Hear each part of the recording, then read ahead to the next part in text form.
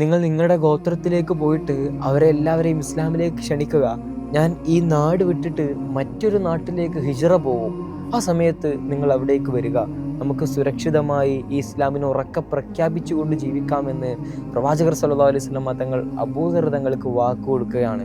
ഇസ്ലാം അതിൻ്റെ തുടക്കകാലത്താണ് നിൽക്കുന്നത്.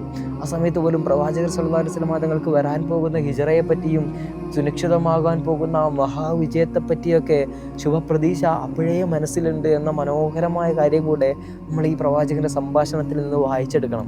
അങ്ങനെ അബൂദർ റളിയല്ലാഹു അൻഹു തൻ്റെ നാട്ടിലേക്ക് ചെല്ലുകയാണ്. തൻ്റെ ഉമ്മത്തിലെ, തൻ്റെ സമുദായത്തിലെ എല്ലാ ആളുകളെയും വിളിച്ചു വരുത്തുന്നു. എന്നിട്ട് പറയുന്നു, ഇന്ന് മുതൽ എനിക്ക് നിങ്ങൾ ആരെയും കാണേണ്ട. ആദ്യമായിട്ട് ചെല്ലുന്നത് വീട്ടിലേക്കാണ്. എന്നിട്ട് പറയുന്നുണ്ട്, ഭാര്യയോട് വീട്ടിലേക്ക് പോകാൻ പറയുകയാണ്. ഇന്നു മുതൽ നീ എനിക്ക് ഹറാമാണ്. നമ്മൾ ഒരുമിച്ച് ഒരു വീട്ടിൽ നിൽക്കുക പോലും പറ്റില്ല. അതുകൊണ്ട് നീ നിൻ്റെ വീട്ടിലേക്ക് തിരിച്ചു പോയിക്കൊള്ളുക. ശേഷം നാട്ടിലേക്ക് വരുന്നു. എല്ലാവരോടും പറയുന്നു, ഇന്നു മുതൽ നിങ്ങൾ ആരെയും എനിക്ക് കാണണ്ട, എനിക്ക് നിങ്ങളോട് സംസാരിക്കുകയും വേണ്ട എന്നൊക്കെ പറയുകയാണ്. ആളുകൾ കാരണം ചോദിക്കുമ്പോൾ അദ്ദേഹം പറയുന്നുണ്ട്, ഞാൻ പ്രവാചകനിൽ വിശ്വസിച്ചിരിക്കുന്നു, പുതിയൊരു മതത്തിൽ വിശ്വസിച്ചിരിക്കുന്നു, ഏകനായ ഇലാഹിൽ വിശ്വസിച്ചിരിക്കുന്നു. നിങ്ങളും ആ മതത്തിലേക്ക് കടന്നു വരികയാണെങ്കിൽ മാത്രം ഞാൻ നിങ്ങളുമായിട്ട് സഹകരിക്കും, അല്ലെങ്കിൽ നിങ്ങളെ ആരെയും എനിക്ക് കാണണ്ട എന്ന് പ്രഖ്യാപിക്കുകയാണ്.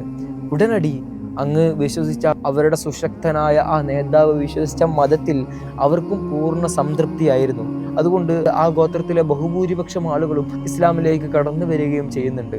മക്ക വിട്ട് കഴിഞ്ഞാൽ പിന്നീട് ഇസ്ലാമിലേക്ക് വലിയൊരു കടന്നുവരവ് ആദ്യവേളയിൽ നടക്കുന്നത് ഈ ഗിഫാർ ഗോത്രത്തിലാണ്.